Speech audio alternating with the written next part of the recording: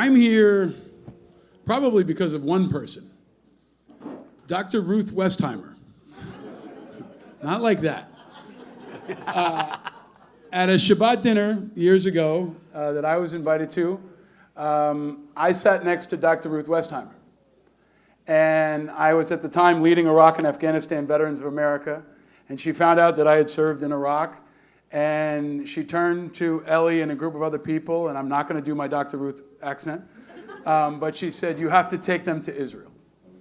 You have to take them to Israel, and you need a GI Bill, she said, which she was right about. And we went on to create and pass the post-9/11 GI Bill, which, if it succeeds like the first one did, will be one of the greatest returns on investment for the American taxpayer in American history.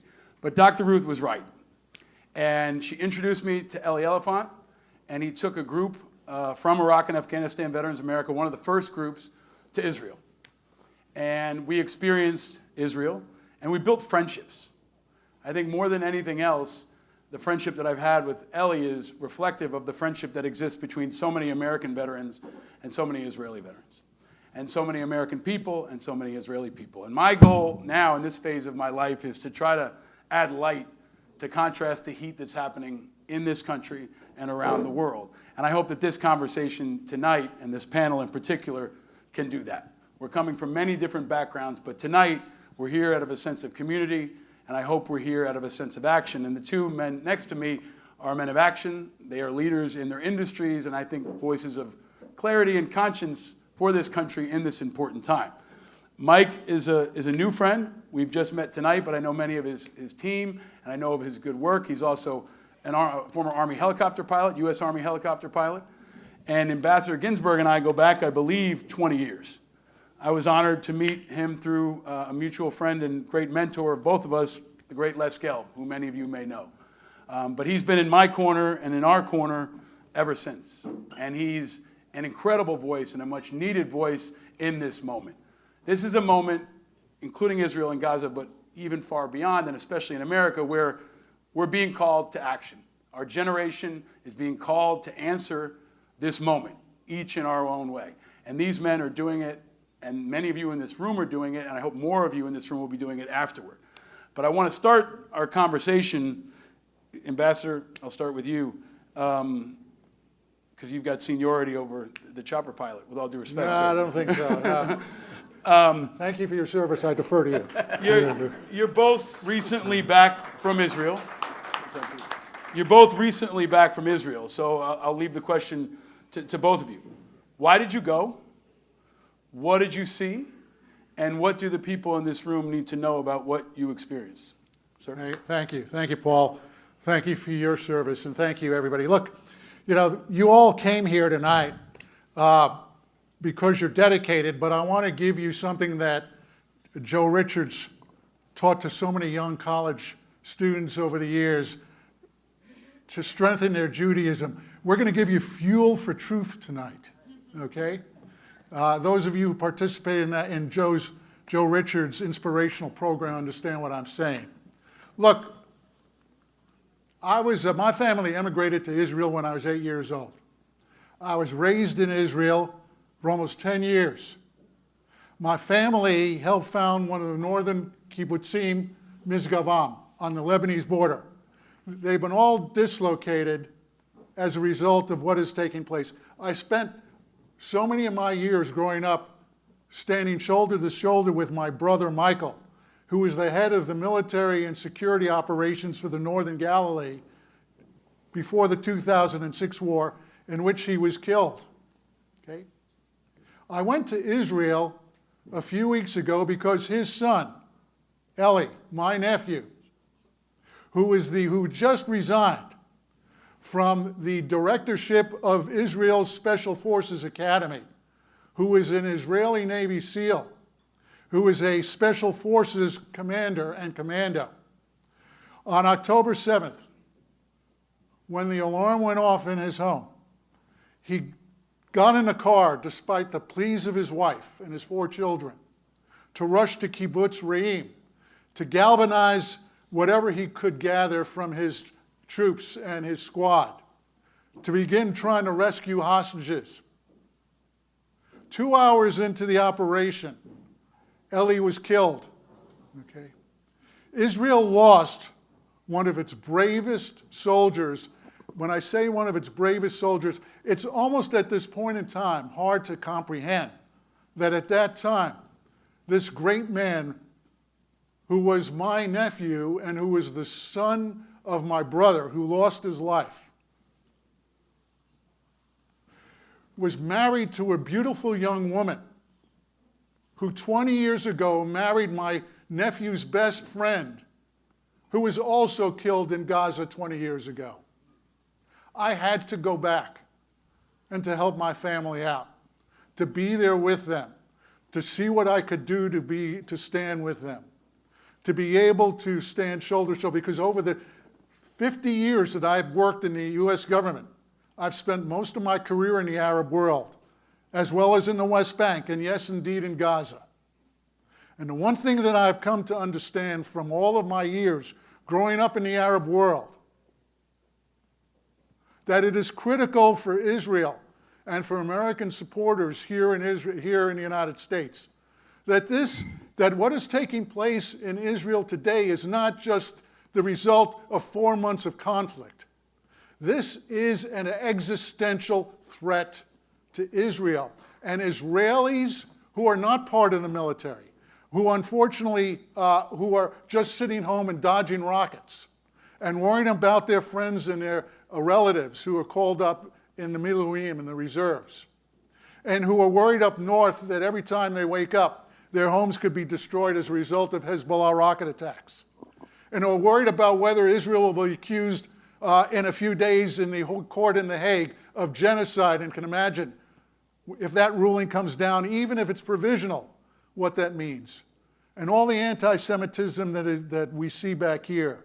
If there ever was a time where the people of Israel needed to know that American Jewish support will not waver in the face of all of what you and I are enduring, and I see it every day, because my work right now, I founded a nonprofit dedicated to fighting social media anti-Semitism. We go in and we rat them out and we find them and we interdict them and we isolate them on social media, okay? It is something that I did helping the Jordanian government fight ISIS. And so my experience goes back deeply in social media. I founded the first Arab language television production company after 9/11. Spent most of my career in the Arab world as the first Jewish ambassador to an Arab country. So my loss, our family's loss, is deep and abiding.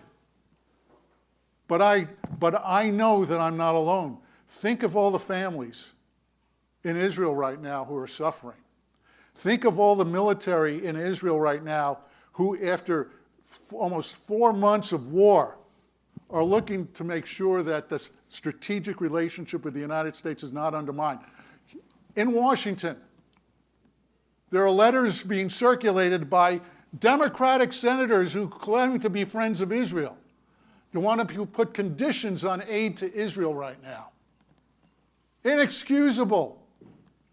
Joe Biden, President of the United States, has done more so far as what the Israeli public thinks than any president. Had he not flown to Israel and stood by them, and this is not meant as a partisan advertisement, but when I was in Israel, the Israelis, every Israeli I knew said, thank God for him. Had he not sent those aircraft carriers, who knows if Hezbollah had launched more attacks. So let me close on my introduction and say, folks, we don't know what's going to happen if there's going to be an escalation. I could game it out for you one way or the other.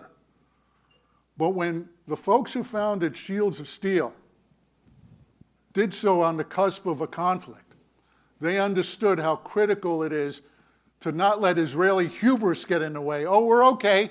We'll be okay. No. The big brother right now is not the Israelis. We are the big brother and sister to Israel. And God bless you for being here tonight. Thank you, sir.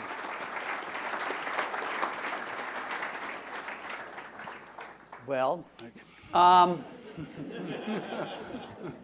I told you should have gone first. I should have gone first. Listen to the old guy.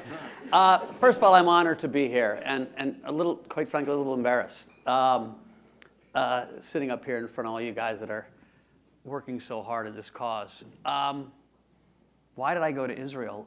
It's kind of simple in my way I think of things. You really can't be a New Yorker and raise your family and live here without being a little bit Jewish. My kids have gone to more bar mitzvahs than they have birthday parties. And I say that kind of joking. Actually, my oldest daughter is marrying a Jewish guy. He'll be the first Jewish Novogratz. He doesn't know he's changing his name yet, but. And, you work on Wall Street, you develop great friendships. Jeff Fay is a dear, dear friend of mine.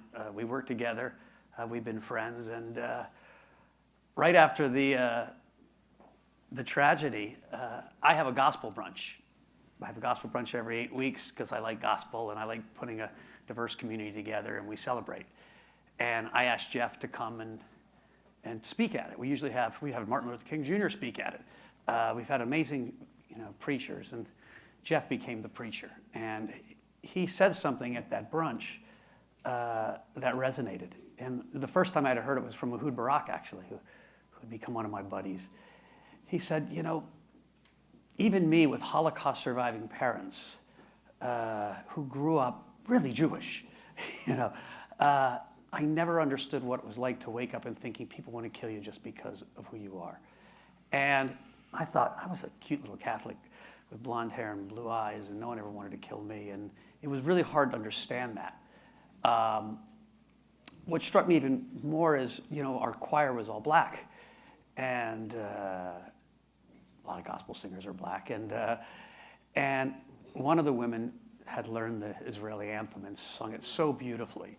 And people were weeping, and my Jewish friends were coming up to me and hugging me and saying, we really needed this. And what I realized talking to these young, beautiful black singers is none of them knew there was a history between the Jews and the Civil Rights Movement. Right? They're 22, 23, 24. They didn't know that Heschel and King were thought partners. And so when I went up and I was talking about them, they all came up and thanked me for that knowledge. And I thought, this is so interesting, same city, this lack of knowledge. I learned something yesterday which was horrifying, that if you go to the Martin Luther King Museum in Montgomery, there used to be this great picture of him walking across the bridge with Heschel to his right, and now they've cropped Heschel out. True story. And so I thought to myself, Jeff invited me to go on this trip. You go because he was my friend, because Larry Evans is my friend, because Ben Tish is my friend. And so I really went just to be an observer, to be a witness. We had a lot of good jokes. I fronted the money for the tickets, and I thought that was the first time maybe in history that a Catholic paid for 12 Jews to go to Israel.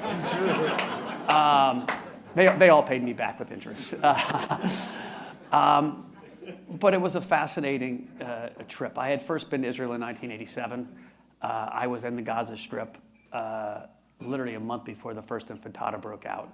I was talking to all the young kids who kept telling me about their grandparents' home that they needed to go back to. And I was saying at 22, a middle-class kid from Virginia, saying, guys, there's hospitals on that property. There are hotels on that property. There are apartments on that property.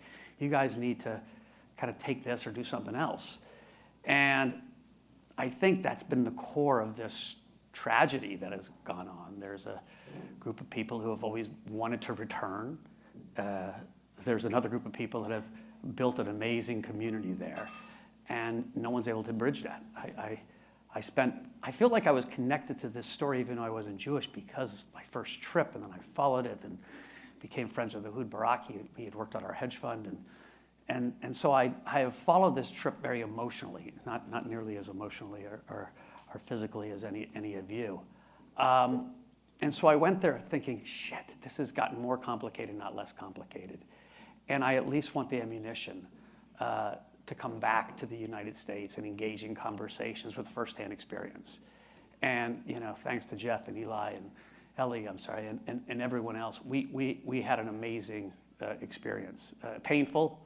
I have 50 employees in Israel, and I addressed them at the very end of the trip and, broke out to a puddle of tears. And I was thinking to myself, I've been in business for 35 years, and I've had a lot of employees, and I've never cried like a baby in front of all my employees. And in that last night in Israel, we had watched that film, and it all kind of came to me at that same time. And I tell that story not so y'all think I'm a crybaby. I tell that story because even a guy who was one step removed, who thinks of himself as tough, who had served in the army, who was a wrestler, what we saw cut to the core of humanity. It cut to the most painful parts of who we can be and who we are. And so, to me, that was powerful. The other side of it, and then I will throw the mic back, is I saw an amazing resilience. Israel's greatest strength, to me, was the IDF. People were so disgusted with Bibi, disgusted with the government, frustrated with all leadership, including the military leadership, but they had faith in each other.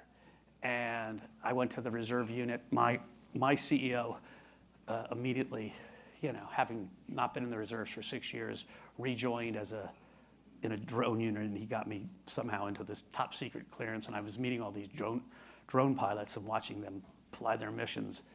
And it was shocking to me where they had all come from and how they were all working 50, 60 hours a week as drone pilots and still running their companies and doing their jobs. From the young people to the older people, I was like, dudes, you do not want to pick a fight with this group. And that Israel's hope and the survival and the thriving that you're going to see literally comes from that citizen army.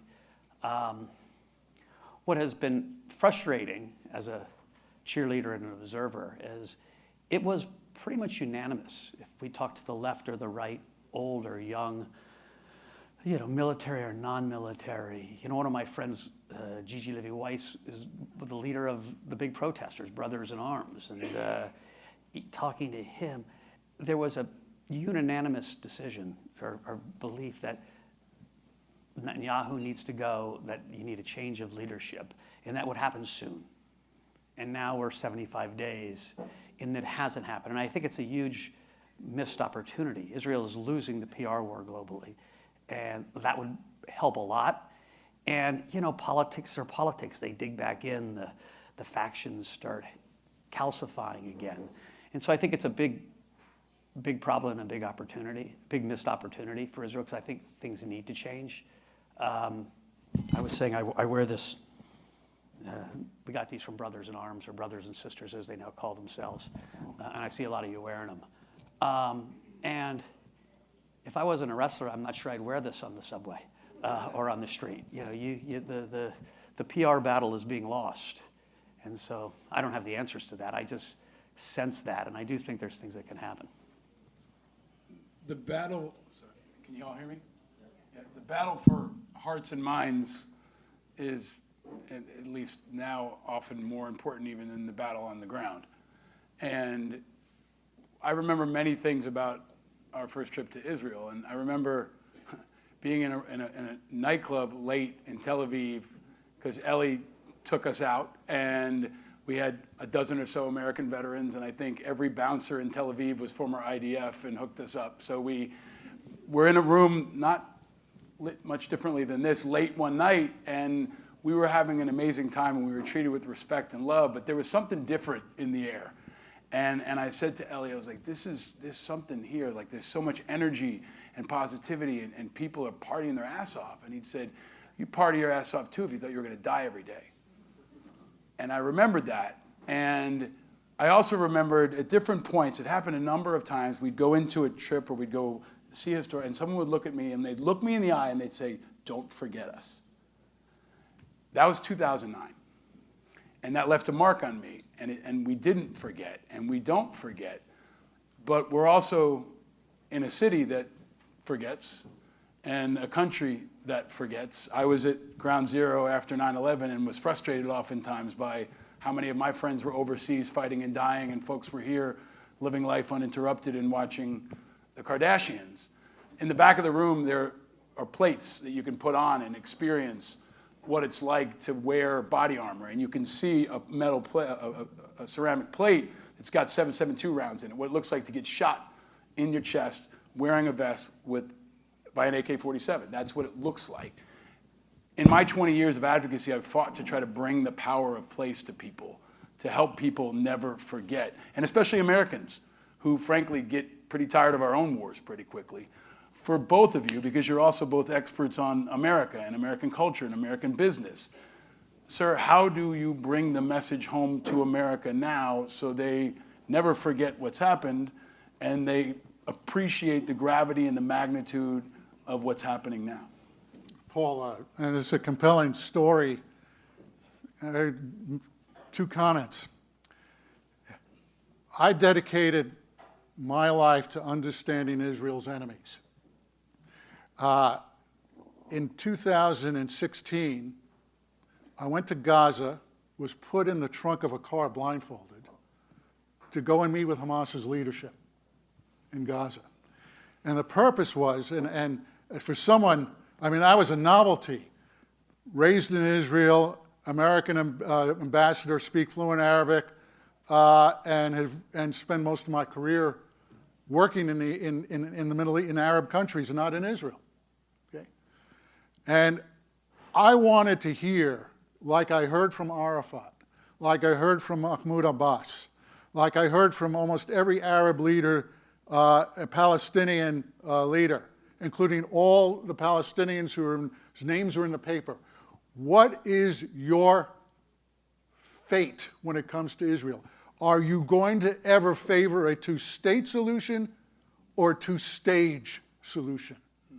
And right now, my friend Tony Blinken is on a mission to try to resurrect in the rubble of what essentially is Gaza some pathway, an exit ramp for Israel out of this conflict. And of course, Israelis are not prepared at this point in time to even entertain the idea of a Palestinian state. But we here in the United States tend to forget that what is taking place in the region right now is lost on so many Americans. To them, this is binary, black and white. When I talk about the high school students or the undergraduates who have been given a corrupted education in binary oppressor versus oppressed, and when I spend my life online with my team, looking at the anti-Semitism that is on the social media platforms, I keep saying to myself, where's my cavalry support here? All I see are the worst sons of bitches, anti-Semites, online, from Truth Social to X to all the fringe platforms. And I keep asking myself, where is the American effort to challenge these people up front? What are you afraid of? You need to dive in deep in order to refute them, to challenge them, to do what is necessary to take the fight. And if you need help and directions, I'll spend all the time in the world that you may need for me to spend with you to show you how you can take the fight to the enemy. When I see these bastards disrupting Jewish synagogues and trying to disrupt Congress and trying to disrupt this with names like Jewish Voices for Peace, and now if this Hague tribunal gives them ammunition to in effect even legitimate provisionally that Israel is committing Jewish genocide, it's going to be even more critical for us to stand up. The battle right now is on social media, okay? And we need, if there's going to be shields of steel that is providing the necessary armaments to the Israeli military, we need shields of steel back here to get more into the fight, to refute our adversaries here at home.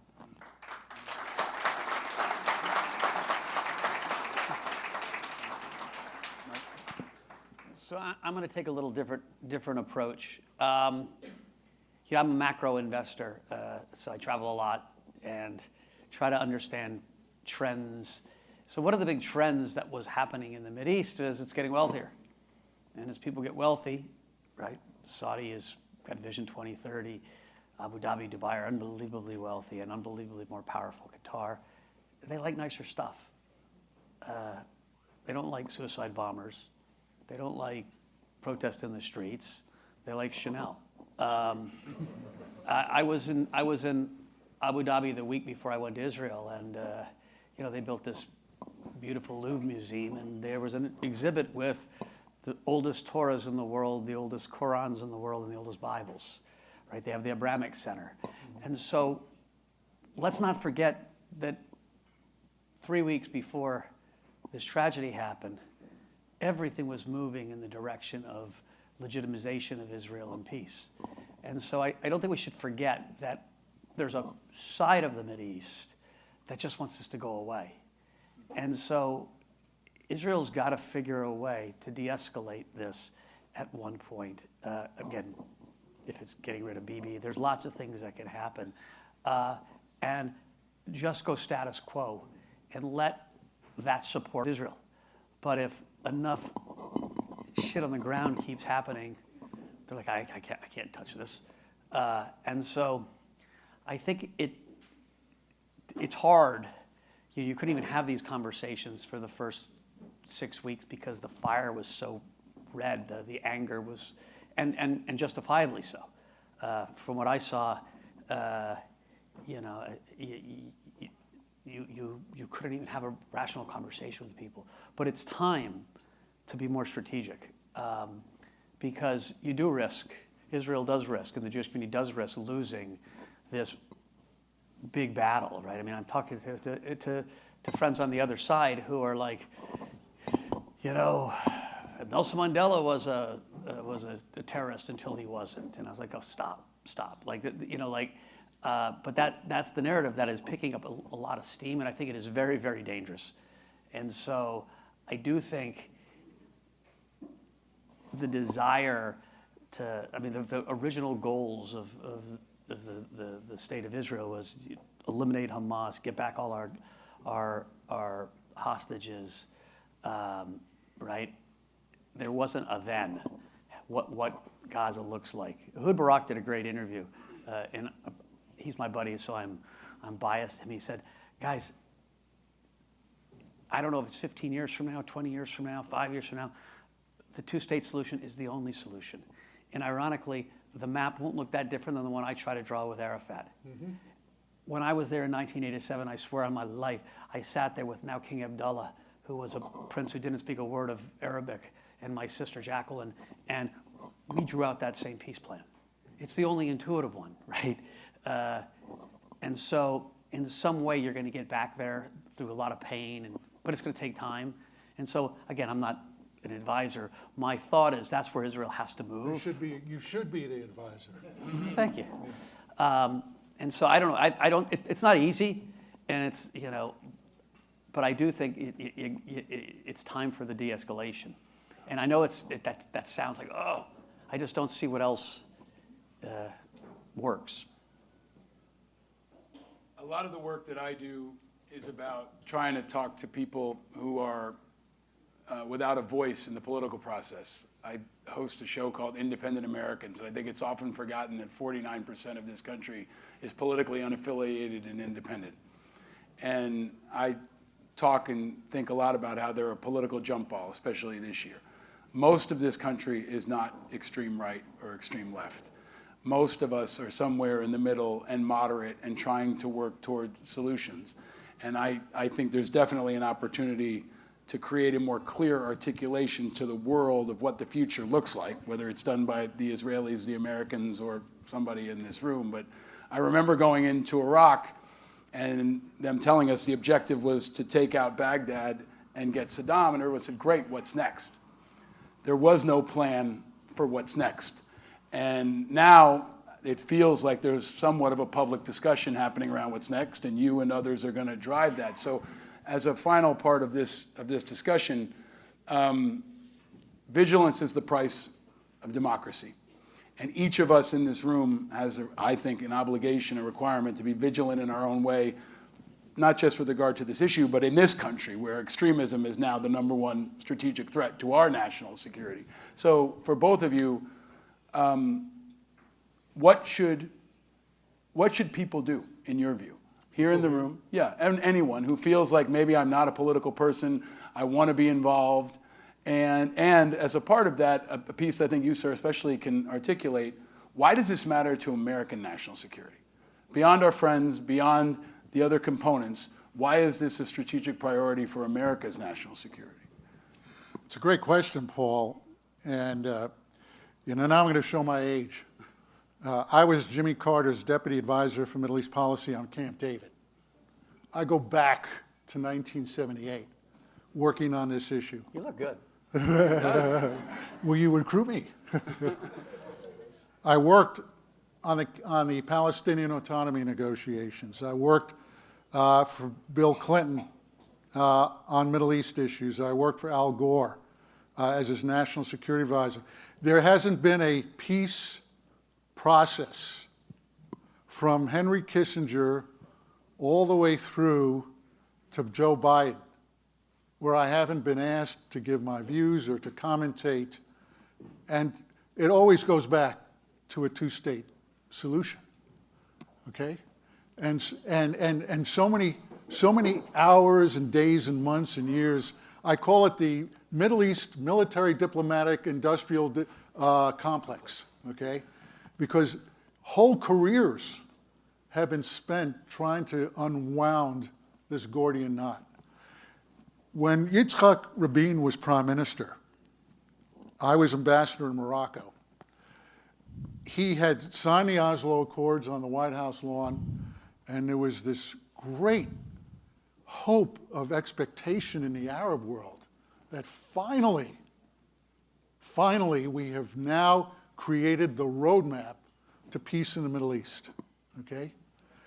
The assassin on the far right that killed Rabin, that assassinated him, knew very well killing Rabin would kill the peace, okay? And Israel itself has to come to terms about what it believes is its best hope for no more war. Eradicating Hamas may have been a lofty goal. It's hard to eradicate an ideology with a population that has been raised on a diet of hate, okay? It is very hard to convince West Bank Arabs, whose brethren they have enormous empathy for, but who do not want to be brought into this conflict any more than they already have. And here at home, there are Americans who are fatigued. Ukraine, money, arms, Israel, arms, money.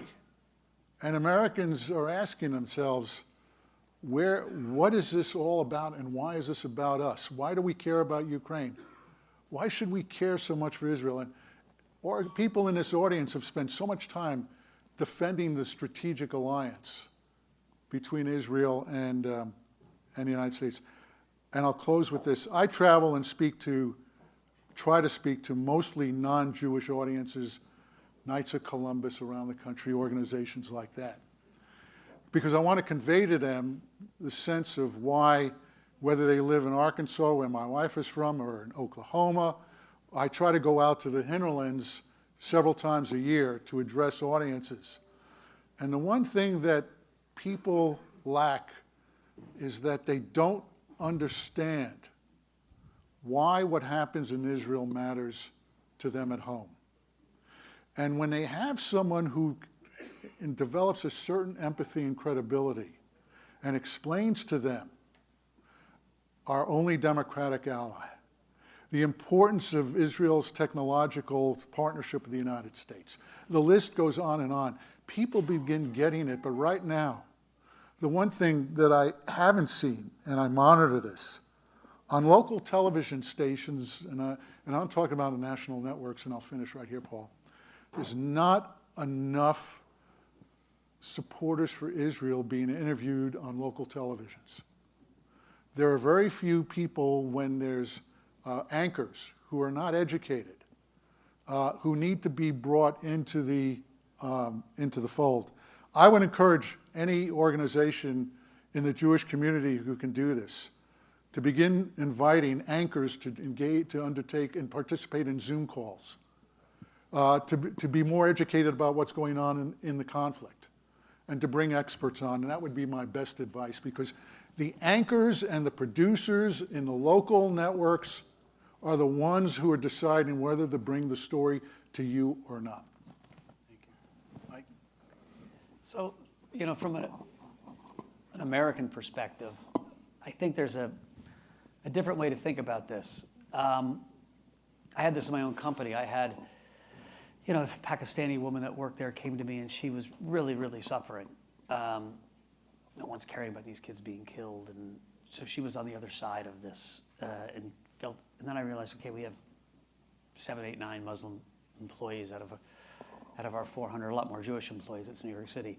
But I thought, well, how do I get these two people who are broadly both suffering? The Jewish employees were suffering immensely. One woman, she had been married to a non-Jew for 20 years, and not one of her relatives called and asked how she was doing. And she was just like, this was my family. They didn't even call me. So there was this painful suffering on both sides. And I was like, guys, let's just sit down together. You guys sit down together. I don't need to be there. And I realized that, I think about this all the time. I was like, the blacks, the Jews, and the Muslims are 3 of the groups that are disliked just because of who they are. Painful to say. People dislike blacks because they're black. They dislike Jews because they're Jews, and they dislike Muslims because they're Muslims. I think if you asked the heartland of America if they could hit a button and have all the Muslims disappear from America, they'd all hit the button. That's not great. And so in lots of ways, there's a lot more in common than there is differences between those 3 subgroups that right now feel like they're at war. And that war, that emotional war, is happening because of Jews are perceived to have a tremendous amount of agency, and they do have a tremendous amount of agency. Wealth, communication, media.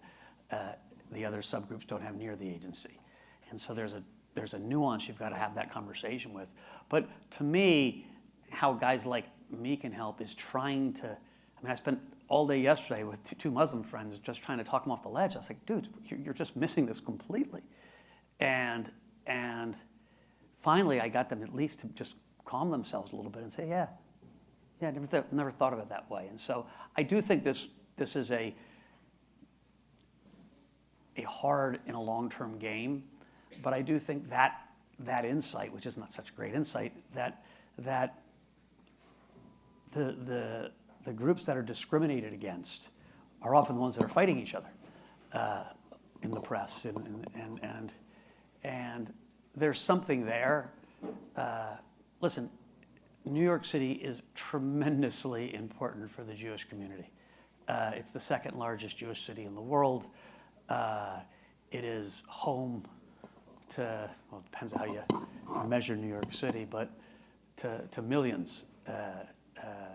And I do think your work here in outreach to the rest of the city, I think Mayor Adams early on gave a great speech. I haven't heard much since, but I do think, keeping this bastion of support is also really important, because the city has a lot of influence and a lot of power. And, it's just like the rest of the world and the rest of America. There's a have and have-nots, and it's fraying. And so I do think there's a lot of work to be done right here as well. Leadership is required in moments like this, and it comes in so many different forms. And I want to thank both of you for your leadership, for your candor. And a lot of what I've learned about leadership is showing up. And you're showing up here, you're showing up every day in your own way. And many of you are showing up maybe for the first time tonight. Maybe you've been showing up for a while, but Eitan's out there somewhere. And he is, like so many kids around this country right now and around the world, looking to us for leadership. But they're also part of it. So we're counting on you too, big guy. But we have to set the example. And I think so many of us have set the example by being here tonight. And I would ask you to continue to lead by example. In this city, in your own way, in your dinner table, in your business, in your congressional office. But this is going to be a moment and a time that will challenge us all, and every one of us has an opportunity to be a leader. You're going to hear from more leaders in the rest of this program. And next up is my friend Joe Richardson, who's going to share with you and introduce some other speakers who can share their experiences and provide more leadership. But we're honored to be here. I want to thank Ellie again for his leadership, and please join me in thanking these panelists for their leadership. Thank you. Thank you. Thank you. Thank you. Thank you.